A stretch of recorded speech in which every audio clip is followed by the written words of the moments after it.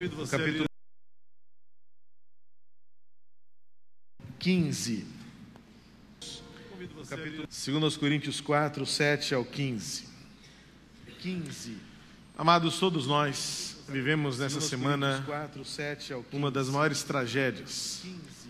Não pela quantidade de mortos, mas pela maneira inexplicável, surpreendente e, mais uma vez, fruto da tecnologia deste mundo, vermos como se fosse ao vivo a explosão de um restaurante no centro da nossa cidade.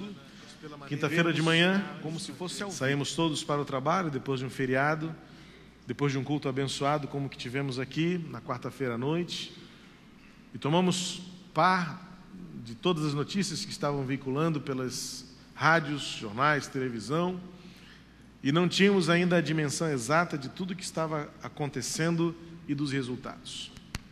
Mas todos nós, creio que o Brasil e o mundo chocou-se, não só pela maneira inesperada, surpreendente, inexplicável como tudo aconteceu, mas pela forma chocante como todos nós vimos pelas telas da televisão e dos computadores acontecer o que aconteceu. Ver aqueles dois homens conversando na porta do estabelecimento, um jovem se aproximando do local, uma jovem senhora conversando no orelhão, e em frações de segundos, tudo acabar. Tudo destruído, tudo consumado e consumido. E agora as informações vão dando conta de uma série de irregularidades, uma série de mentiras, de injustiça, de descaso. E agora, enquanto a justiça apura as reais responsabilidades em diversos âmbitos, eu não estou aqui para defender ou acusar, e muito menos para condenar qualquer um desses, mas é triste saber que uma tragédia como esta poderia ser evitada. E nós nos deparamos com esta realidade praticamente todos os dias. Como eu disse, não foi a maior tragédia que nós já vivemos como cidade do Rio de Janeiro em termos de resultados fatais. Na escola em Realengo morreram muito mais pessoas. Mas, como eu disse, o que foi terrível nessa situação do restaurante que explodiu no centro da cidade foram as câmeras da Sete Rio terem captado ou capturado exatamente o momento da explosão e a maneira devastadora como aquilo aconteceu. Pelo menos a mim deixou-me extremamente deprimido. Vem à nossa cabeça as considerações, os 6. E se tivesse passando um ônibus ali na frente naquele momento? E se tivesse mais no horário de pico? E se no restaurante já estivessem os clientes no momento de almoço? Quem trabalha no centro sabe como os restaurantes fervilham na hora das refeições. E se aquele rapaz de mochila estivesse 5 ou 6 passos mais atrás? Se aqueles homens não estivessem conversando na porta do estabelecimento naquele horário? Ou se mais funcionários tivessem chegado mais cedo? Meus irmãos, quanto mais 6 nós colocarmos, mais parafusos nós perderemos. A realidade da vida é: ou nos submetemos à nossa fragilidade e reconhecemos o quão insignificantes somos, ou de fato nós entramos em parafuso. Como já disse Pascal, nós somos dos seres viventes os mais terríveis, porque podemos morrer com uma gota d'água, como também numa corrente de vento. Palavras de Pascal. O homem é tão frágil que uma gota pode matá-lo, assim como uma torrente de uma forte corrente de ar. Uma explosão mudou a vida de dezenas e centenas de pessoas diretamente, fora os milhares e milhares de pessoas que de quinta-feira para cá tiveram sua rotina alterada, minimamente pelo trânsito, que trouxe um caos terrível para aqueles que dirigiam ao centro da cidade na quinta, na sexta e ainda com as ruas interditadas mais alguns dias. Uma tragédia. Uma tragédia que em frações de segundos muda a história de vidas, muda a história de famílias, muda o cenário de uma cidade, e nós ficamos a perguntar: como? Por quê? Para quê?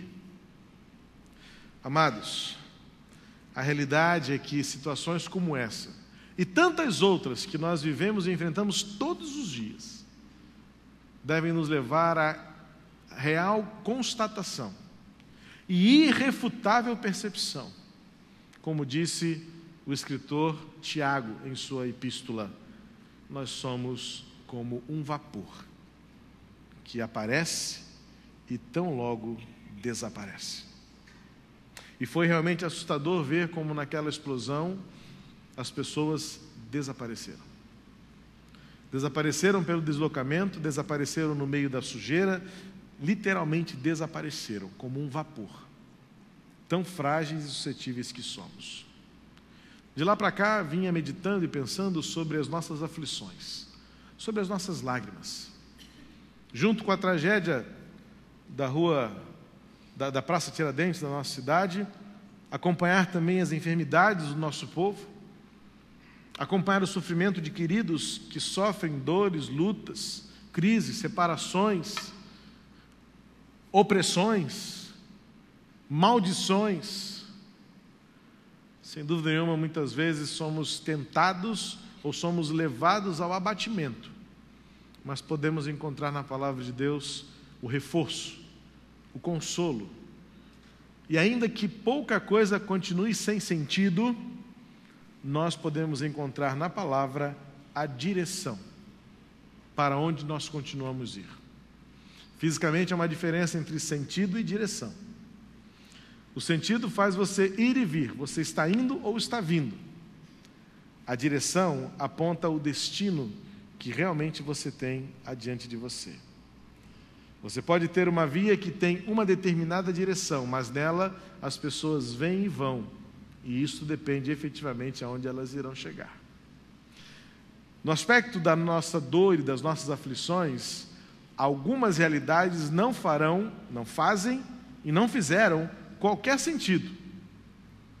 A realidade é que nós vivemos pela fé e nós aguardamos um dia em que olharemos para trás e diremos, como Steve Jobs concluiu acerca da sua vida: foi um ligar de pontos. Mas parece que ainda não faz muito sentido. E a realidade é que, de fato, muito pouca coisa terá sentido enquanto nós vivermos neste corpo mortal, nesta existência frágil. Ontem pela manhã, Josué e André estavam ainda chocados e testemunharam do acidente de um atropelamento. E as palavras de André foram: nunca vi uma pessoa voar como se fosse um saco de pano, fruto de um atropelamento na Rua Coração de Maria. Enquanto nós vivermos neste corpo mortal, nesta matéria frágil, debilitada e absolutamente corruptível, eu posso dizer com muita convicção, pouca coisa fará sentido. Dentre elas, as nossas mais profundas inquietações e constantes: pessoas boas que sofrem, pessoas más que são bem-sucedidas, pessoas amadas que morrem, inimigos que prevalecem, pessoas queridas enfermas e homens maus absolutamente sãos. Essas contradições da nossa vil existência precisa nos levar a uma confrontação com a glória incomparável de Deus, pois é a última instância de esperança. E é o que diz o apóstolo Paulo quando ele escreve este texto que vamos ler, escrevendo aos Coríntios acerca das aflições pelas quais ele passou, as inquietações que ele enfrentou e viveu, as contradições que ele teve de buscar responder. Então ele diz lá, quando escreve aos Coríntios, na sua segunda carta, no capítulo 4, versos 7 ao 15: mas temos esse tesouro em vasos de barro, para mostrar que este poder que a tudo excede, provém de Deus e não de nós. De todos os lados fomos pressionados, mas não desanimados, Ficamos perplexos, mas não desesperados. Somos perseguidos, mas não abandonados. Abatidos, mas não destruídos.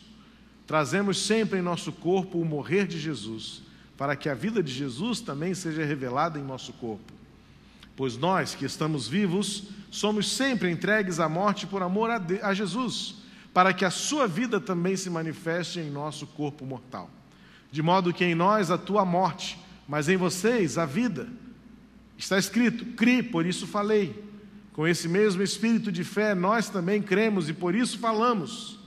Porque sabemos que aquele que ressuscitou ao Senhor Jesus dentre os mortos, também nos ressuscitará com Jesus e nos apresentará com vocês. Tudo isso é para o bem de vocês, para que a graça que está alcançando um número cada vez maior de pessoas, faça que transbordem as ações de graças para a glória de Deus.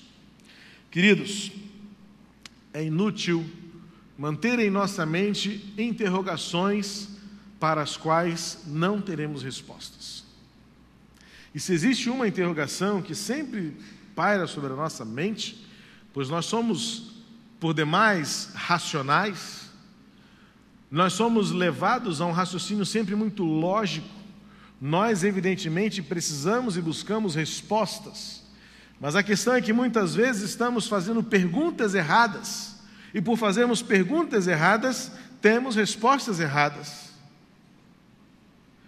Por exemplo, a pergunta mais famosa que se faz diante das nossas adversidades é aquela que tenta nos mostrar as explicações, as razões pelas quais coisas ruins acontecem-nos. E normalmente, quando perguntamos por quê, ficamos sem respostas. Esta é uma das perguntas erradas que fazemos e por isso não encontramos respostas. E quando as encontramos ou achamos que são respostas, nós a temos de maneira equivocada e que dista bastante da verdade. O apóstolo Paulo fala aqui de sofrimento, o apóstolo Paulo fala de aflições, o apóstolo Paulo fala de fraquezas, o apóstolo Paulo fala de perseguições. Nos versículos 8 e 9, ele faz uma lista de realidades que se contrapõem. Ele diz assim: por um lado, somos atribulados, mas não angustiados. Somos perplexos, ou ficamos perplexos, mas não desanimados. Perseguidos, mas não desamparados. Abatidos, mas não destruídos. Veja que o apóstolo Paulo fala de tribulação, fala de perplexidade, fala de perseguição, fala de abatimento. Realidades estas, e eu posso entender esse texto, que se referem muito mais às ações externas, às pressões que sofremos de ações exteriores, seja ela do inimigo maior, Satanás, seja ela dos inimigos que temos neste mundo, os inimigos do Evangelho, os inimigos da graça, os inimigos da justiça, os inimigos da paz, que por suas ações impõem-nos tais pressões, em que sentimos-nos atribulados, em que sentimos-nos perplexos, perseguidos e abatidos. Mas perceba que, quando o apóstolo Paulo fala do que realmente é, da experiência que ele tem pela graça de Deus na sua vida, ele vai se referir a uma situação, a um contexto, a uma circunstância interna. Ele fala da tribulação, mas não tem o poder de causar-lhe uma angústia interior. Ele fala da perplexidade, mas o seu espírito e a sua alma não desanima. Ele fala da perseguição, mas o seu sentimento nunca é de desamparo. Ele fala de abatimento, mas ele nunca se sente destruído e nunca será destruído. Perceba que as realidades são distantes e são contraditórias. Não há muita lógica, não há muita razão nisso, mas é fruto da realidade do que Paulo podia afirmar. Eu posso ser perseguido, eu posso ser pressionado, eu posso ficar perplexo com o que eu vejo, eu posso ficar muitas vezes sem respostas, mas a minha alma está ancorada. E isto é o poder de Deus que atua na vida de Paulo. E eu quero chamar a sua atenção nesse texto para uma realidade de que nós fazemos perguntas erradas e por isso temos respostas erradas. Enquanto nós ficarmos perguntando os porquês das aflições que nós enfrentamos, nós ficaremos como a minha cachorrinha, como muitas vezes fica, correndo atrás do rabo. Rodamos, olhamos para um lado e para o outro, insistentemente perguntamos para Deus, mas por quê? Por quê? E ficamos como as cachorrinhas e os cachorrinhos, ou se você quiser uma figura mais poética, como um carrossel, que brilha, toca musiquinha e até causa uma certa alegria, mas não sai do lugar. Energia gasta, sem sair do lugar. Eu quero ajudar você a perceber neste texto que o apóstolo Paulo não está preocupado com os porquês das lutas e das aflições que ele está passando. Mas ele, por 3 vezes, vai expressar e vai usar uma terminologia, uma expressão que nos define e nos ajuda a fazer as perguntas certas. No versículo 10, o apóstolo Paulo vai dizer, depois de toda essa lista de aflições, de lutas e a comparação do que ele tem pelo poder de Deus, ele vai dizer no versículo 10: trazemos sempre em nosso corpo o morrer de Jesus, para que a vida de Jesus também seja revelada em nosso corpo. Guarde bem isto: para que a vida de Jesus se manifeste em nós. Mais adiante, no versículo 11, ele vai dizer: porque nós que vivemos somos entregues à morte por causa de Jesus, para que também a vida de Jesus se manifeste em nossa carne mortal. Versículo 15: porque todas as coisas existem por amor de vós, para que a graça que está alcançando um número cada vez maior de pessoas faça que transbordem as ações de graças para a glória de Deus. E sem deixar de falar, por último, mas não menos importante, o versículo 7. Temos, porém, este tesouro em vasos de barro, para que a excelência do poder seja de Deus. Você percebe onde é que está o ajuste, o foco, a afinação da sintonia do nosso relacionamento com Deus diante das aflições que vivemos? Nós insistimos em dizer para o Senhor: por que, Senhor? Mas se nós ajustarmos as nossas perguntas para aquilo que realmente importa e aquilo que realmente nos é dado saber pela providência de Deus, nós encontraremos respostas. Paulo diz que o nosso sofrimento, as aflições e as nossas dores e até mesmo a morte, elas têm uma finalidade. Elas podem não ter uma explicação, mas elas têm uma finalidade. Elas têm um propósito.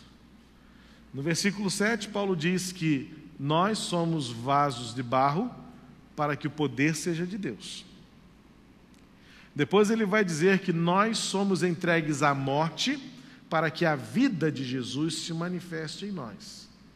E por último ele vai dizer no versículo 15 que tudo isso acontece para que a graça seja manifestada a um número maior de pessoas.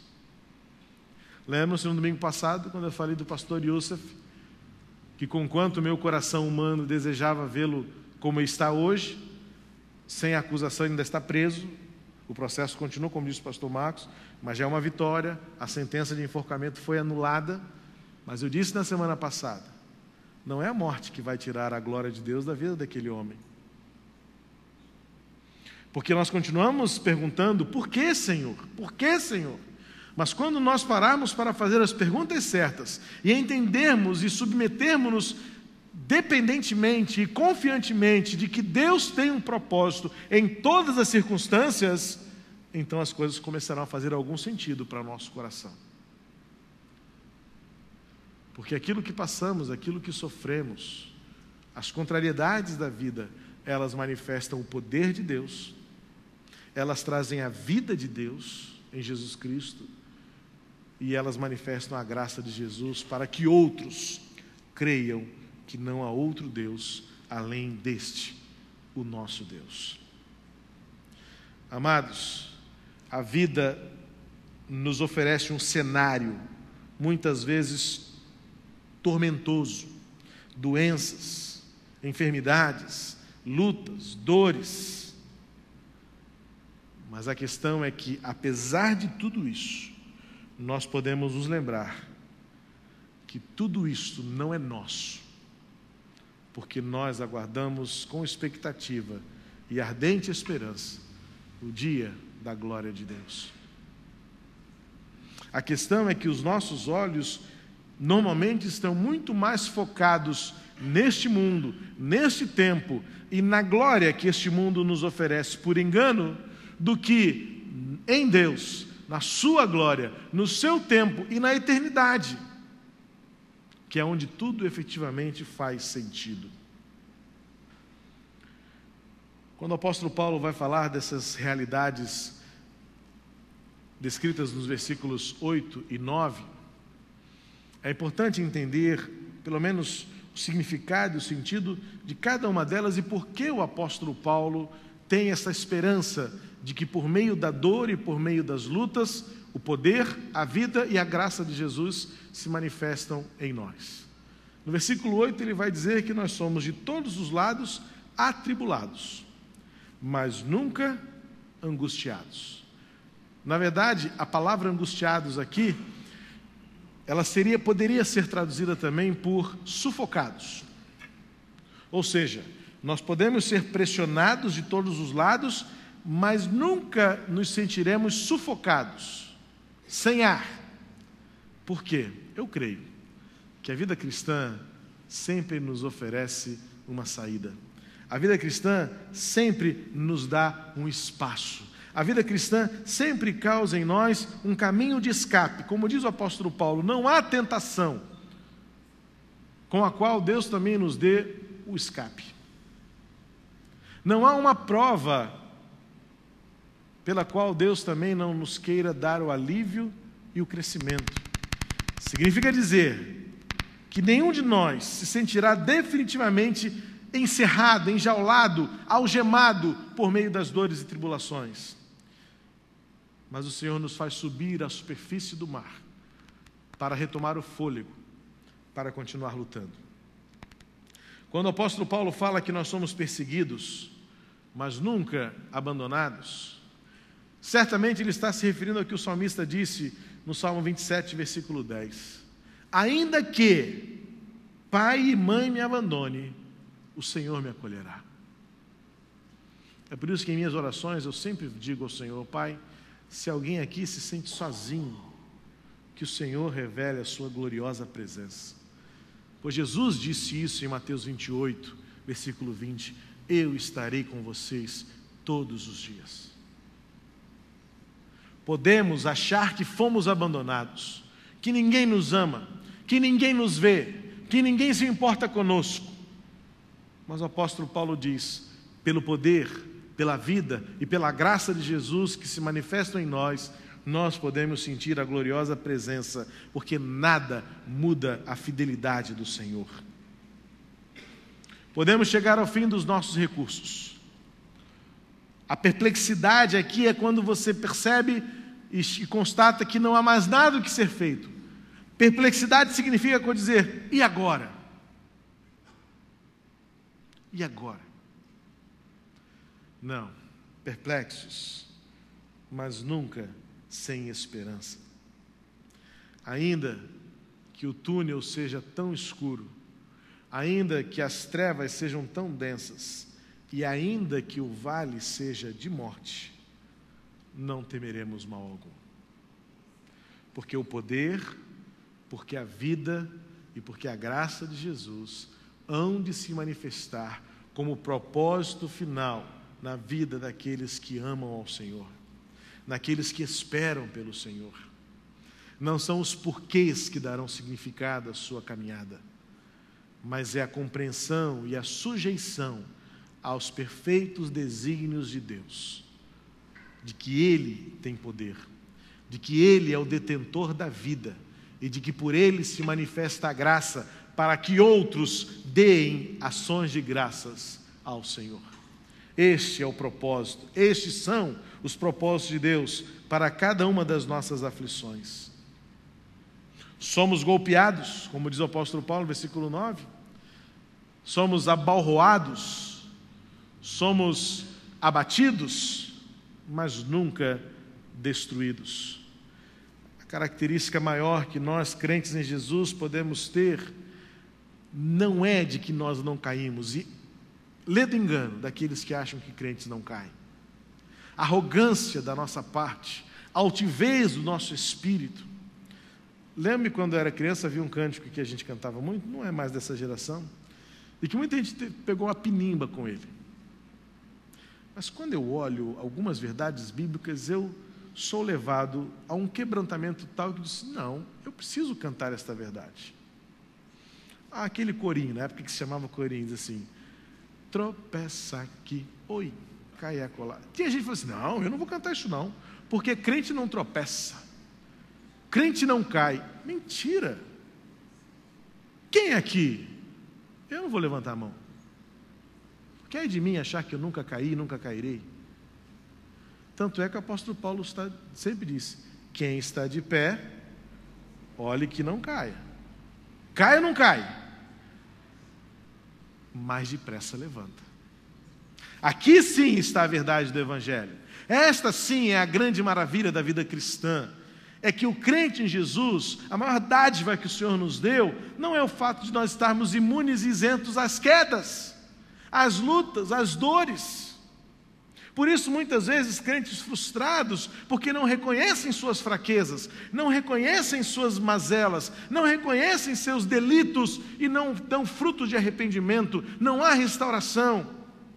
Tornaram-se crentes antigos, mas calejados, cicatrizados, altivos, orgulhosos. Orgulham-se da sua santidade, quando na verdade a santidade para Deus é um coração contrito, a humildade de saber andar de joelhos e de colocar-se nas últimas posições. O apóstolo Paulo diz, sim, caímos. Muitas vezes somos golpeados forte. Muitas vezes alguns Anderson Silva da vida nos golpeiam tão forte que somos nocauteados no chão. E parece que a luta vai terminar. Mas entra o milagre do poder, o milagre da vida, o milagre da graça. Nós nos levantamos. Levantamos outra vez. Porque, como diz o apóstolo Paulo, destruição não. Não somos destruídos. Porque a nossa vida está guardada no Senhor. Conta-se que nos Estados Unidos uma grande represa foi construída, represa chamada Boulder, e é uma das maiores represas que existe, e conta-se que na história dela muitos homens morreram, como aqui na nossa ponte Rio-Niterói. Mas aqui não foi feito nenhum tributo a isso, lá foi feito. Quando a represa foi inaugurada, os dirigentes daquela obra decidiram homenagear aqueles homens que morreram naquela construção. Muitos. Então colocou-se uma placa naquele lugar em que a placa diz o seguinte: aqui morreram homens, para que o deserto se alegrasse e florescesse como a rosa. Porque por causa daquela construção foi possível irrigar áreas áridas, áreas secas e áreas que eram improdutivas. Por conta deste grande dique, foi possível regar o deserto, foi possível tornar terrenos férteis e plantações inteiras frutíferas. E ao final daquela construção, aqueles homens declararam: morreram aqui homens para que o deserto florescesse. Amados, não encontraremos respostas porquês, mas nós podemos olhar adiante e esperar que algum dia tudo faça sentido, sabendo que nossas dores e nossas lutas tiveram um propósito da parte de Deus. E Paulo nos ajuda a entendê-los. A manifestação do poder para que o mundo creia. A revelação da vida para que o mundo tenha vida. A revelação da graça para que o mundo dê graças ao Senhor. Amados, hoje nada faz sentido. E talvez outras explosões aconteçam. Outras tragédias nos tomem. Talvez outras dores tenhamos que sentir. Mas o desafio da fé é não procurarmos respostas aos nossos porquês, mas é confiarmos de que para cada uma das nossas dores e aflições haverá sempre pelo menos um para quê da parte de Deus. E Paulo declara que nós somos vasos de barro, frágeis, suscetíveis e débeis, para que o poder de Deus se manifeste, para que a vida de Jesus seja conhecida, para que pela graça de Deus os homens deem ações de graças. É possível nós ajustarmos o nosso foco, é possível nós afinarmos e sintonizarmos melhor o nosso entendimento das aflições pelas quais nós passamos hoje.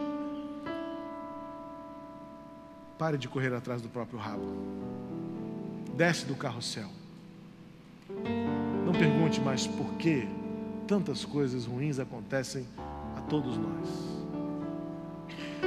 Mas passe a crer que Deus tem um propósito em cada uma dessas dores. E o apóstolo Paulo nos ajuda a entender que, pelo menos, o poder de Deus, a vida em Jesus e as ações de graças hão de se manifestar todas as vezes em que o povo de Deus se mantiver firme, mesmo quando se sente abatido, não estará destruído. Mesmo quando se veem perplexos, não estarão desanimados. Pressionados, mas não angustiados. Desamparados, nunca. Mesmo que se sintam abandonados, porque o Senhor nunca nos deixará. Seja qual for a sua dor, seja qual for a sua aflição, seja qual for a sua lágrima, nesta noite eu quero dizer a você que tudo isto tem propósitos da parte de Deus. Deus manifestará o seu poder. Deus revelará a vida em Jesus. Deus dará a nós motivos para agradecer. Ao final de tudo, olharemos para trás e diremos: foi o poder de Deus que fez isso. A vida de Jesus se manifestou. A graça é do Senhor. Por isso, demos graças. Que o Senhor nos conduza seguros nessa semana que está começando, para que possamos olhar à nossa volta e enfrentar cada adversidade, enfrentar cada dor, enfrentar cada luta, crendo que Deus tem propósitos para cada experiência. E no mínimo, Deus há de revelar o seu poder, Deus há de manifestar a vida em Jesus, Deus há de nos dar motivos para celebrar ao Senhor com ações de graças. Feche seus olhos agora e comece agradecendo a Deus, porque Ele tem propósitos para cada uma das nossas aflições. E ainda que sejam intensas as nossas dores, é do homem cair, mas é do cristão levantar-se. É do homem sofrer, é do cristão ter esperança. É do homem sentir-se só, é do cristão gozar da companhia do Senhor. É do homem chorar, é do cristão deixar que tudo isso se transforme em alegria permanente. Obrigado, Senhor, pela viva esperança que Tu nos dás, mesmo em meio às lutas que temos enfrentado. Não são pelos porquês, mas são pelas Tuas finalidades, são pelos Teus propósitos que nós encontramos razão para cantar, para adorar, para buscar a Tua presença. Pai, em nome de Jesus, transforma as circunstâncias difíceis, as dores, as lágrimas, os sofrimentos que enfrentamos. Manifesta o Teu poder, revela a vida por Jesus Cristo, manifesta a Tua graça.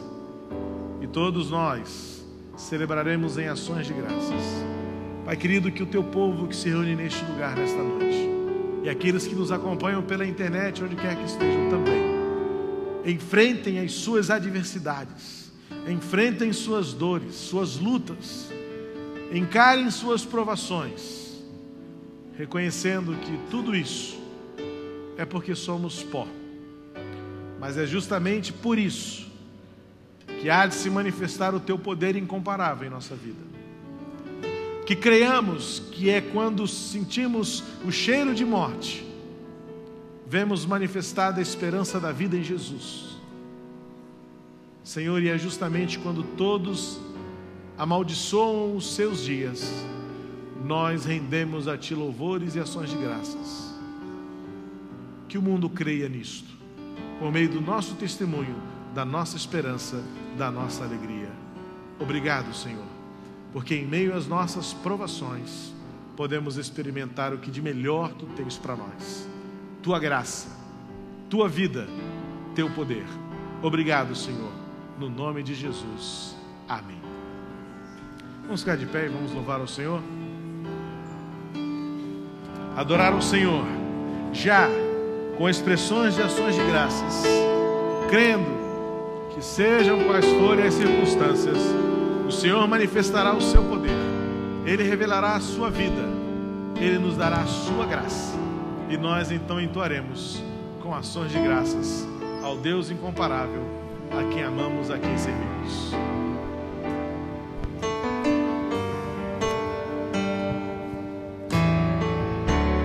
Tudo que eu quero está em Ti, toda a minha vida eu Te entrego, pois não há outro além de Ti.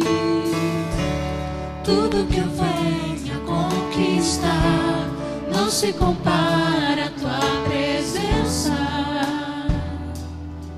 nem ao prazer de Te adorar. Dias vêm, dias vão, e em meu coração só aumenta o desejo de Te encontrar. Agradecido eu sou pelo que já recebi, mas não estou satisfeito. Eu quero mais Te conhecer.